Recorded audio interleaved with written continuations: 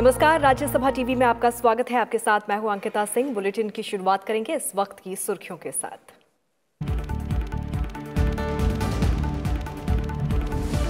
किसानों, श्रमिकों और स्वास्थ्य क्षेत्र से जुड़े बड़े सुधारों का विरोध करने वालों पर जमकर बरसे प्रधानमंत्री नरेंद्र मोदी। कहा, विपक्षी दल विरोध के नाम पर देश के किसानों को कर रहे हैं अपमानित।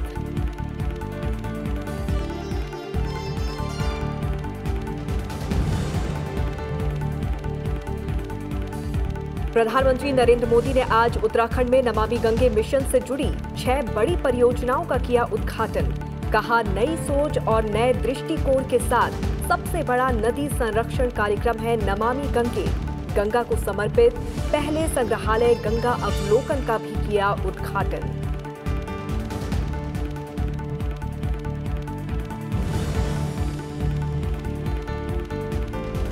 उपराष्ट्रपति एम वेंकैया नायडू ने देश के दूर दराज क्षेत्रों में स्वास्थ्य सुविधाएं पहुंचाने में निजी भागीदारी को जरूरी बताया है।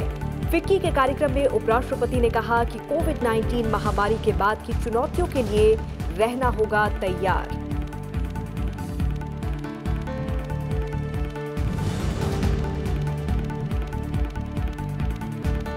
वायुसेना प्रमुख air chief marshal RKS Bhadauria ने कहा कि पूर्वी लद्दाख में हर चुनौती से निपटने को तैयार है वायुसेना। भारत की सलाह, वास्तविक नियंत्रण रेखा पर बनी आपसी सहमति से ना मुकरे चीन।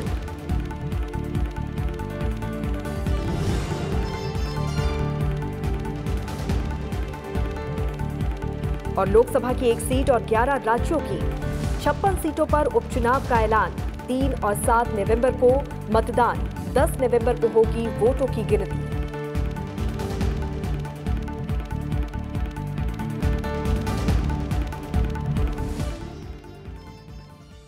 और अब देखते हैं खबरों को विस्तार से। प्रधानमंत्री नरेंद्र मोदी ने कहा है कि किसानों और श्रमिकों से जुड़े बड़े सुधारों से देश का किसान, श्रमिक, महिलाएं और नौजवान सशक्त होंगे, लेकिन कुछ लोग सिर्फ विरोध के लिए विरोध कर रहे हैं।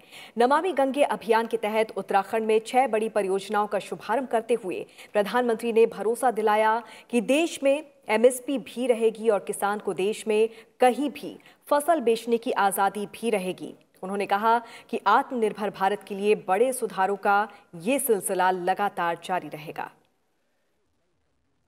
प्रधानमंत्री नरेंद्र मोदी ने नमामि गंगे अभियान के तहत उत्तराखंड में 6 बड़ी परियोजनाओं का शुभारंभ किया।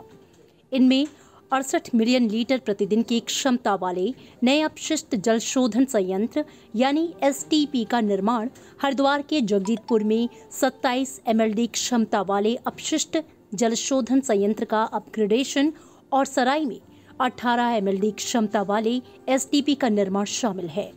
प्रधानमंत्री ने कहा कि उत्तराखंड में उद्गम से लेकर पश्चिम बंगाल में गंगा सागर तक गंगा नदी देश की करीब आधी आबादी के जीवन को समृद्ध करती है। इसलिए गंगा की निर्मलता और अविरलता के लिए सरकार नई सोच, नई अप्रोच के साथ आगे बढ़ी।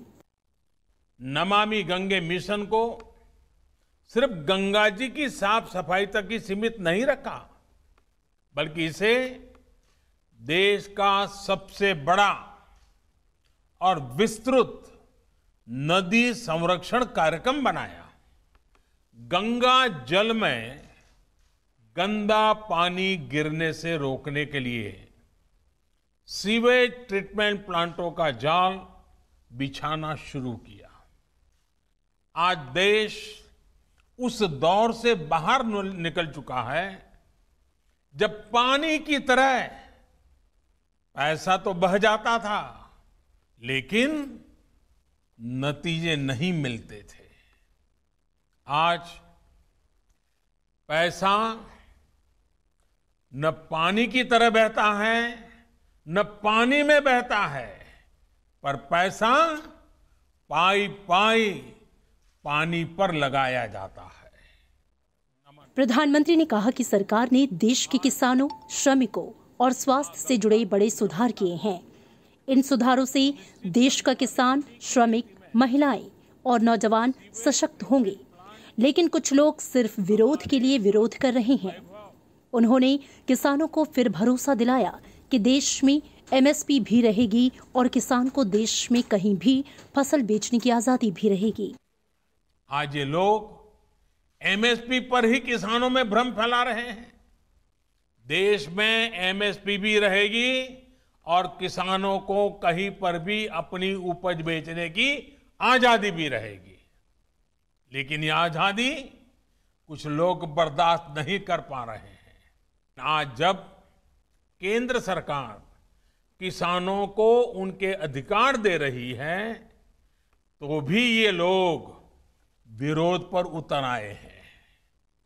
ये लोग चाहते हैं कि देश का किसान खुले बाजार में अपनी उपज नहीं बेच पाए। जिन सामानों की, उपकरणों की किसान पूजा करता है, उन्हें आग लगाकर ये लोग अब किसानों को अपमानित कर रहे हैं। प्रधानमंत्री ने कहा कि आत्मनिर्भर भारत के लिए बड़े सुधारों का ये सिलसिला देश हित में है और ये निरंतर जारी रहेगा। आत्मनिर्भर भारत के लिए बड़े रिफॉर्म्स का ये सिलसिला देश के संसाधनों को बेहतर बनाने का ये सिलसिला देश हित में है, देश की गरीबी से मुक्ति के अभियान के लिए है, देश को ताकतवर बनाने के लिए है और ये निरंतर जारी रहेगा। इस मौके पर प्रधानमंत्री ने रोविंग डाउन द गंगा नामक पुस्तक का विमोचन और गंगा पर अपनी तरह के पहले संग्रहालय गंगा अवलोकन का उद्घाटन भी किया। प्रधानमंत्री ने जल जीवन मिशन का लोगो और मिशन मार्गदर्शिका का भी विमोचन किया। उन्होंने कहा, जल जीवन मिशन के तहत हर दिन करीब 1 लाख परिवारों को शुद्ध पेयजल की सुविधा से जोड़ा जा रहा है और सिर्फ 1 साल में ही देश के 2 करोड़ परिवारों तक पीने का पानी पहुंचाया जा चुका है।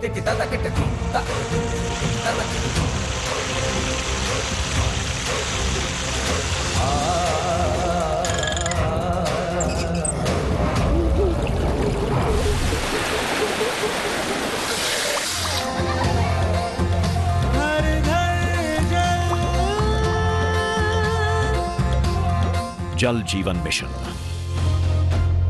Bureau report, Rajya Sabha TV. श्रम एवं रोजगार मंत्रालय ने श्रम संहिताओं को लेकर शंकाओं को निराधार बताया है। राज्यसभा टीवी से खास बातचीत में श्रम एवं रोजगार संतोष गंगवार ने नए बदलावों को ऐतिहासिक बताया है और संसद के मॉनसून सत्र में श्रम सुधारों से जुड़ी संहिताएं पारित हुई थी। संसद से पारित हुई नई श्रम संहिताओं को लेकर उठते सवालों को श्रम और रोजगार मंत्रालय ने खारिज किया है। श्रम और रोजगार मंत्री संतोष कुमार गंगवार ने कहा कि सभी आशंकाएं निराधार हैं। कारखानों में काम बंद करने में सरकार से पहले से अनुमति लेने के मामले में कर्मचारियों की न्यूनतम संख्या को 100 से बढ़ाकर 300 किया गया है। इस बारे में स्पष्टीकरण देते हुए श्रम और रोजगार मंत्रालय ने कहा कि इसकी सिफारिश संसद की स्थायी समिति ने की थी। मंत्रालय का कहना है कि नए प्रावधान से कारोबारी बिना डर के कर्मचारियों की संख्या बढ़ा सकेंगे, जिससे कारोबार का विस्तार तो होगा ही, रोजगार के मौके भी बढ़ेंगे। श्रम मंत्री ने बताया कि कामगारों के अधिकार और नोटिस अवधि के बदले में वेतन देने के मामले में कोई समझौता नहीं किया गया है। राजस्थान ने जो परिवर्तन किया है उसका लाभ राजस्थान को मिल रहा है। वहाँ पर उद्योग धंधों की संख्या बढ़ रही है और ज़्यादा उद्योग धंधे लग रहे हैं। तो हम इसको वर्कआउट कर रहे हैं और वास्तव में ये एक ऐसी बात है कि इसमें पूरे देश के लोगों की समझ में आ रहा है कि हम मजदूरों के हित की बात कर रहे हैं। मजदूरों को रोज़गार मिले, सही रोज़गार मिले और इंडस्ट्री भी सही ढंग से आगे बढ़ने का काम करे। मंत्रालय ने कहा कि सरकार ने नए कल्याणकारी प्रावधान पेश किए हैं, जिसके तहत ESIC का विस्तार बागान कामगारों तक कर दिया गया है। अब कर्मचारियों को नियुक्ति पत्र देना जरूरी होगा। साथ ही निःशुल्क वार्षिक स्वास्थ्य चेकअप भी शुरू किया जाएगा। इसके अलावा प्रवासी मजदूरों की परिभाषा को और व्यापक बनाया गया है। पहली बार देश में प्रवासी मजदूरों का डेटाबेस तैयार किया जाएगा। नई संहिताओं में और भी कई अहम प्रावधान किए गए हैं। ये सही जानकारी रहे कि कौन कहां से कहां जाता है और कितने दिन रहता है और क्या काम करता है। और मुझे लगता है कि आने वाले समय में हम एक बिल्कुल ऐसा डाटा देने की स्थिति में रहेंगे कि देश के अंदर वास्तविक मजदूरों की संख्या क्या है और उनकी क्या क्या असुविधाएं हैं। जोखिम वाले कामकाज से जुड़े कामगारों के अलावा कॉन्ट्रैक्चुअल वर्कर्स की बेहतरी के लिए नई संहिताओं में प्रावधान हैं। हाल ही में 3 श्रम संहिता विधेयकों को संसद के सत्र में पारित किया गया था, जिनके साल के अंत तक लागू होने की उम्मीद है। नवविक्रम सिंह, राज्यसभा टीवी। भारत ने चीन को सीमा मामले में हुए औपचारिक समझौतों से पीछे ना हटने की सलाह दी है। विदेश मंत्रालय के प्रवक्ता अनुराग श्रीवास्तव ने आज कहा कि 1959 में चीन ने एक तरफा रूप से वास्तविक नियंत्रण रेखा निर्धारित कर ली थी, जिसे भारत ने कभी नहीं माना। इस बारे में भारत के विचार में कोई बदलाव नहीं आया है और उसका पक्ष जग जाहिर है। उन्होंने कहा कि भारत और चीन ने सीमा को लेकर आपसी सहमति के आधार पर कई द्विपक्षीय समझौते किए हैं, जैसे 1993 में वास्तविक नियंत्रण रेखा पर शांति बनाए रखने को लेकर समझौता, 1996 में सैन्य क्षेत्र में विश्वास बढ़ाने को लेकर समझौता, 2005 में विश्वास बढ़ाने के समझौते के प्रोटोकॉल का अमल और 2005 में भारत चीन सीमा प्रश्न के निपटारे के लिए राजनीतिक मापदंडों और मार्गदर्शक सिद्धांतों पर समझौता। विदेश मंत्रालय के प्रवक्ता ने कहा कि वास्तविक नियंत्रण रेखा को लेकर भारत और चीन दोनों देशों ने स्पष्टीकरण और दुविधाओं को दूर कर किसी समझौते पर पहुंचने का वादा किया था। इस बारे में एक कोशिश 2003 में भी की गई थी, लेकिन ये प्रक्रिया ज्यादा दिनों तक नहीं चल पाई थी क्योंकि चीन ने रुचि नहीं दिखाई। अब जब चीन खुद एक वास्तविक नियंत्रण रेखा बनाकर उसी को मानने की जिद कर रहा है, तो ये पुराने समझौतों के खिलाफ है।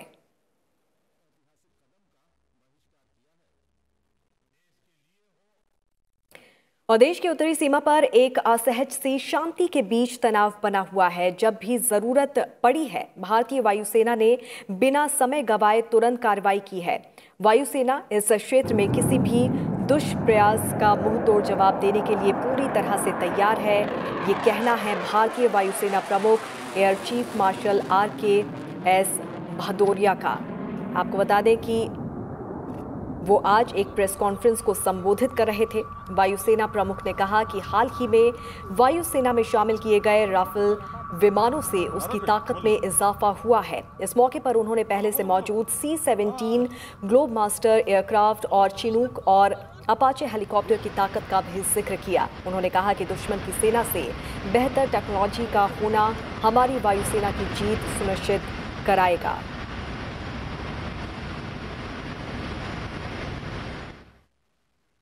The present security scenario along our northern frontiers is at an uneasy no war, no peace status. Our defense forces are prepared for any eventuality, as you are aware. IF has responded with rapidity and resolve to counter any misadventure. And air power will be a crucial enabler in our victory in any future conflict. It is really critical to any future conflict. And it is therefore imperative that IF obtains and maintains technological edge over our adversaries. The recent inductions of Rafale along with C-17s, Chinook, Apaches and other aircraft fleets has provided IF with substantial tactical and strategic capability enhancement. और आगे बढ़ते हैं। रक्षा क्षेत्र को और अधिक सशक्त और आत्मनिर्भर बनाने की दिशा में केंद्र सरकार ने डिफेंस इंडिया स्टार्टअप चैलेंज 4 का आज लॉन्च किया है और रक्षा मंत्री राजनाथ सिंह ने वीडियो कॉन्फ्रेंसिंग के जरिए डिफेंस इंडिया स्टार्टअप चैलेंज 4 के लॉन्च के मौके पर समारोह के दौरान रक्षा उत्कृष्टता के लिए नवाचार के लिए दिशा निर्देश जारी किए। और इस मौके पर रक्षा मंत्री राजनाथ सिंह ने कहा कि हमारी सेनाएं अपनी तकनीकी आवश्यकताओं को पूरा करने के लिए रक्षा नवाचार संगठन के मंच का उपयोग कर सकती है। इसी तरह भारतीय स्टार्टअप भी इसे रक्षा का एक अभिन्न हिस्सा बनने के लिए उपयोग कर सकते हैं। उन्होंने कहा कि हमने ये अच्छी तरह से समझा है कि इसमें सरकारी क्षेत्र के साथ साथ निजी क्षेत्र की भागीदारी भी जरूरी है।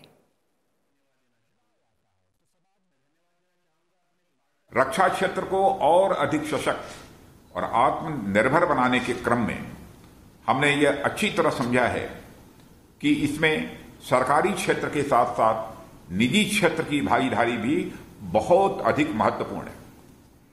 और जैसा कि आप सभी को मालूम है, इसके लिए हमने कई नीतिगत कदम भी उठाए हैं। सेनाओं में टेक्नोलॉजी के प्रयोग को बढ़ावा देने के लिए यह मोदी द्वारा शुरू किया गया आईडेक्स एक महत्वपूर्ण कदम साबित हुआ है और इसके प्रति लोगों का भरोसा और विश्वास बढ़ा है। रक्षा मंत्री राजनाथ सिंह ने सोमवार को रक्षा अधिग्रहण प्रक्रिया यानी कि डिफेंस एक्विजिशन प्रोजेक्ट 2020 का अनावरण किया और प्रधानमंत्री नरेंद्र मोदी के आत्मनिर्भर भारत अभियान को ध्यान में रखकर बनाई ये नीति 1 अक्टूबर से लागू होगी। रक्षा उपकरणों, तकनीक इत्यादि को खरीदने के लिए बनाई गई रक्षा अधिग्रहण प्रक्रिया यानी डिफेंस एक्विजिशन प्रोसीजर 2020 का मकसद मेक इन इंडिया अभियान के तहत घरेलू रक्षा उद्योग को बढ़ावा देना भी है।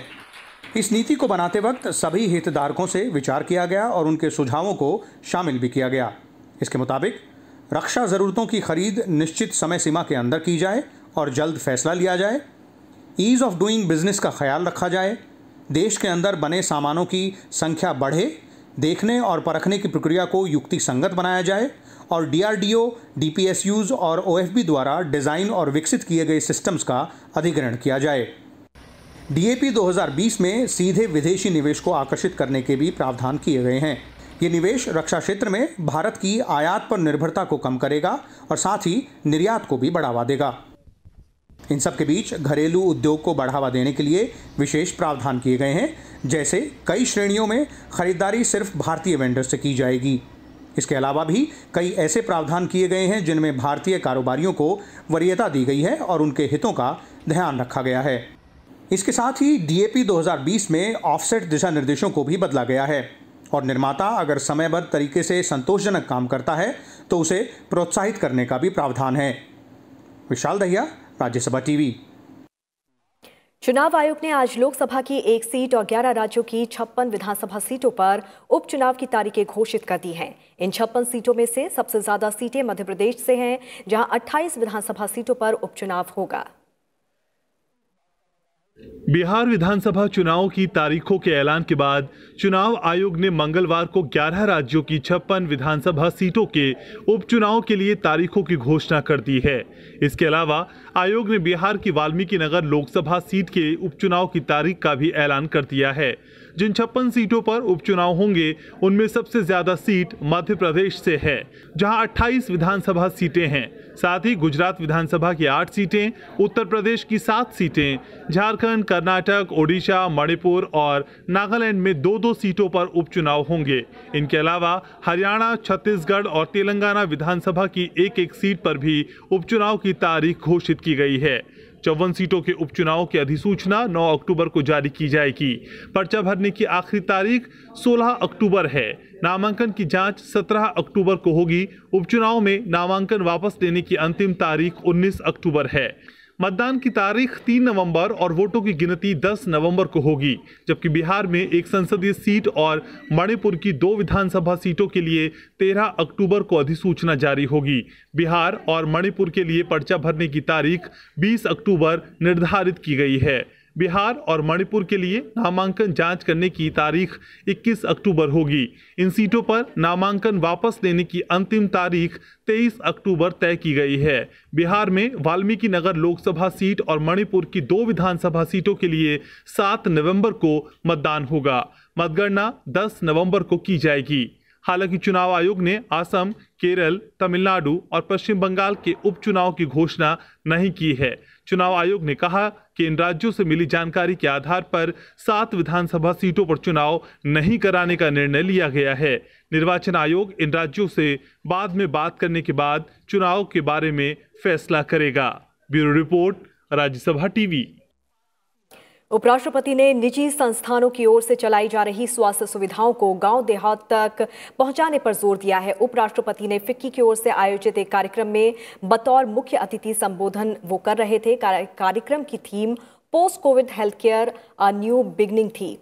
इस मौके पर उपराष्ट्रपति ने कहा कि देश में हेल्थ केयर सिस्टम को और मजबूत करने की जरूरत है, जिससे कि आने वाली चुनौतियों का सामना किया जा सके। उपराष्ट्रपति ने कहा कि आज महामारी ने दुनिया भर में हेल्थ केयर सिस्टम पर असर डाला है। उन्होंने जोर दिया कि सभी को अपनी जिम्मेदारियों को ठीक से निभाना होगा। इसके साथ ही न्यू नॉर्मल के लिए तैयार रहना होगा। इसमें हमें एक तरफ तो आर्थिक चुनौतियों से निपटना होगा, तो दूसरी तरफ सभी एहतियातों का भी ध्यान रखना होगा।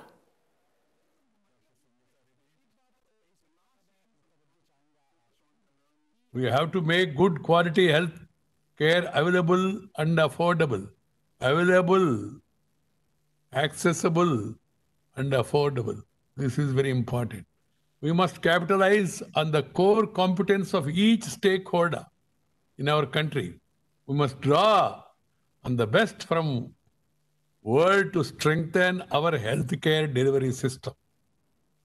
I would like the private sector to come forward and expand its footprint through public-private partnership and set up modern healthcare facilities in the rural areas, because India is still 60% rural, particularly in the remote and inaccessible places. देश में कोविड-19 महामारी की स्थिति को लेकर केंद्रीय स्वास्थ्य मंत्रालय और भारतीय आयुर्विज्ञान अनुसंधान परिषद ICMR की ओर से प्रेस कॉन्फ्रेंस का आयोजन किया गया।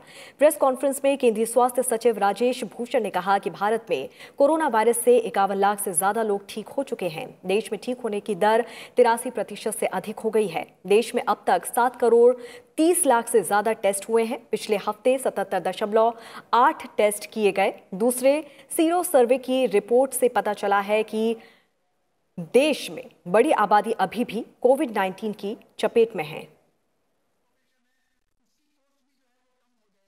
आज की तिथि में देश में जो एक्टिव केस हैं वो केवल 15% हैं कुल केसेस के, और जो रिकवर्ड केस हैं वो 83% है। तो 83% are the recovered cases and 15.4% are the active cases. So the percentage of active cases, as you would see, has shown a continuous and sustained decline from 15 September till date. ICMR के महानिदेशक doctor Balram Bhargava ने कहा है कि संस्थान की ओर से कराए गए दूसरे सीरो सर्वे की रिपोर्ट के अनुसार अगस्त 2020 तक 10 साल की आयु से अधिक हर 15 व्यक्ति में से एक के कोविड-19 की चपेट में आने का अनुमान है। उन्होंने कहा कि हमें 5T test, track, trace, treat technology की रणनीति पर ध्यान देना होगा। ICMR के महानिदेशक डॉक्टर बलराम भार्गव ने दूसरे सीरो सर्वे की रिपोर्ट के हवाले से कहा कि शहरी क्षेत्रों के मुकाबले ग्रामीण क्षेत्रों में कोरोना संक्रमण का खतरा कम है। We have to stick or adhere to our 5T strategy, which is test, track, trace, treat and use of technology, which is Arogya Setu or Itihas app have to be used, and the non-pharmacological interventions like physical distancing, use of mask, hand hygiene, cough etiquette are still essential and continue to remain essential even after the vaccine has come. These will still continue to remain essential. देश में कोविड-19 संक्रमण से ठीक होने वालों की संख्या बढ़ रही है। पिछले 24 घंटों के दौरान करीब 85,000 लोग स्वस्थ हो चुके हैं। इस तरह स्वस्थ होने वालों की संख्या आज 51 लाख को पार कर गई है। कुल मिलाकर स्वस्थ होने वालों की दर अब 83.01 तक पहुंच गई है। स्वास्थ्य मंत्रालय के अनुसार स्वस्थ होने वालों और संक्रमित लोगों के बीच फर्क बढ़ता जा रहा है। स्वस्थ होने वालों की संख्या बढ़ने से देश में रोगियों की संख्या कम होते होते कुल मामलों का केवल 15.42% रह गया है। बीते एक दिन में कोरोना वायरस के 70,589 नए मरीजों का पता चलने से देश में संक्रमण के कुल मामलों की संख्या 61,45,000 से ज्यादा हो गई है। देश भर में सक्रिय रोगियों की कुल संख्या घटकर अब 9,47,576 हो गई है। पिछले 24 घंटे के दौरान कोविड-19 से कुल 776 मरीजों की मौत हुई है। इसके साथ ही मृतकों की कुल संख्या 96,318 हो गई है और मरने वालों की दर कम होकर 1.57% पर आ गई है, जो दुनिया में सबसे कम है। ICMR के मुताबिक बीते 24 घंटे में रिकॉर्ड 11,42,000 से अधिक टेस्ट किए गए हैं। देश में अब तक 7 करोड़ 31 लाख से ज्यादा नमूनों का परीक्षण किया जा चुका है। Bureau report, Rajya Sabha TV. Delhi और उसके आसपास के राज्यों में प्रदूषण पर नियंत्रण के लिए विभिन्न एजेंसियों के कामकाज की समीक्षा 1 अक्टूबर से की जाएगी। एक समारोह में इसकी जानकारी देते हुए पर्यावरण, वन और जलवायु परिवर्तन मंत्री प्रकाश जावड़ेकर ने कहा कि दिल्ली, हरियाणा, राजस्थान, उत्तर प्रदेश और पंजाब के लोगों को पराली जलाने के कारण गंभीर प्रदूषण का सामना करना पड़ता है। इस बैठक में पंजाब, हरियाणा, राजस्थान, दिल्ली और उत्तर प्रदेश के पर्यावरण मंत्री और अन्य अधिकारी शामिल होंगे। बैठक में प्रदूषण रोकथाम की दिशा में किए गए कार्यकलापों की समीक्षा की जाएगी। देश में प्रदूषण स्तर को कम करने की दिशा में केंद्र सरकार द्वारा किए गए उपायों का उल्लेख करते हुए उन्होंने कहा कि प्रधानमंत्री नरेंद्र मोदी ने 2016 में राष्ट्रीय वायु गुणवत्ता सूचकांक की शुरुआत की थी। उन्होंने कहा कि प्रदूषण नियंत्रण के लिए बदरपुर और सोनीपत विद्युत संयंत्र खत्म किए गए और पेरिफेरल एक्सप्रेसवे का निर्माण किया गया।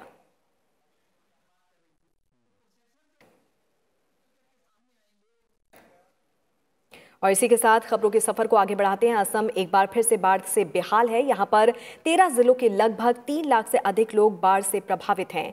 असम राज्य आपदा प्रबंधन प्राधिकरण की ओर से जारी बाढ़ रिपोर्ट के अनुसार राज्य में इस वर्ष बाढ़ संबंधित घटनाओं में कुल 119 लोग मारे जा चुके हैं। पिछले कुछ दिनों से लगातार हो रही बारिश के बाद ब्रह्मपुत्र नदी और उसकी सहायक नदियों का जल स्तर बढ़ रहा है। आपको बता दें कि बाढ़ के कारण धेमाजी, लखीमपुर, बिस्वनाथ, कामरूप, मोरीगांव, होजाई, नागांव, माजुली, जोरहाट, शिवसागर, तिनसुकिया, डिब्रूगढ़ और पश्चिम कार्बी आंगलोंग जिले प्रभावित हुए हैं।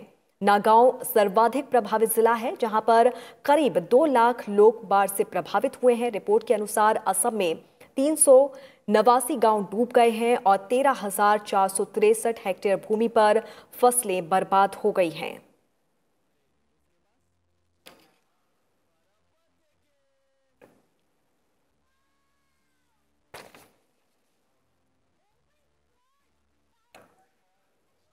और देश के प्रतिष्ठित law college national law school of India university की छात्रा यमुना मेनन ने बीए एलएलबी ऑनर्स डिग्री में 48 में से 18 स्वर्ण पदक हासिल कर नया रिकॉर्ड बनाया है।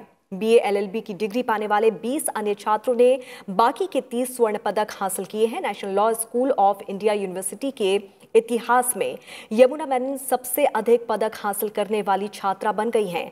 तमिलनाडु कपड़ा उद्योग में सुमंगली योजना पर यमुना का शोध पत्र कैम्ब्रिज लॉ रिव्यू में भी प्रकाशित हो चुका है। इस मौके पर उपराष्ट्रपति एम वेंकैया नायडू ने इस मेधावी छात्रा को शुभकामनाएं दी हैं।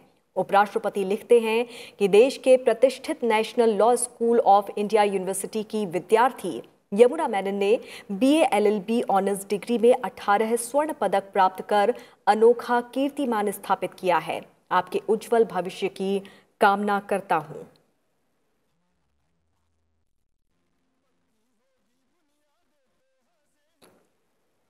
टोक्यो ओलंपिक और पैरा ओलंपिक खेलों की मशाल रिले के मार्ग और कार्यक्रम में कोई बदलाव नहीं किया जाएगा। टोक्यो ओलंपिक के आयोजकों ने सोमवार को इसकी घोषणा की। आयोजकों ने पुनर्निर्धारित आउटलाइन जारी करते हुए बताया कि ओलंपिक मशाल रिले की शुरुआत 25 मार्च 2021 को फुकुशिमा प्रायद्वीप के जे विलेज ट्रेनिंग सेंटर से शुरू होगी और जापान के सभी 47 प्रांत से गुजरेगी। ओलंपिक मशाल को अपने इस सफर में 121 दिनों का समय लगेगा।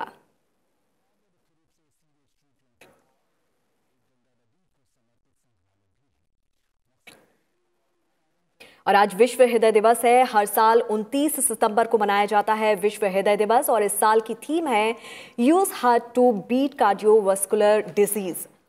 वर्ल्ड हार्ट फाउंडेशन द्वारा लोगों को हृदय रोग के बारे में जागरूक करने के उद्देश्य से ही इसे हर साल मनाया जाता है। लोगों को हृदय की बीमारी, हार्ट स्ट्रोक, हार्ट अटैक और हार्ट फेलियर के बारे में भी बताया जाता है और उन्हें स्वस्थ रहने के लिए जागरूक किया जाता है। विश्व हृदय दिवस मनाने की शुरुआत सन 2000 में की गई थी।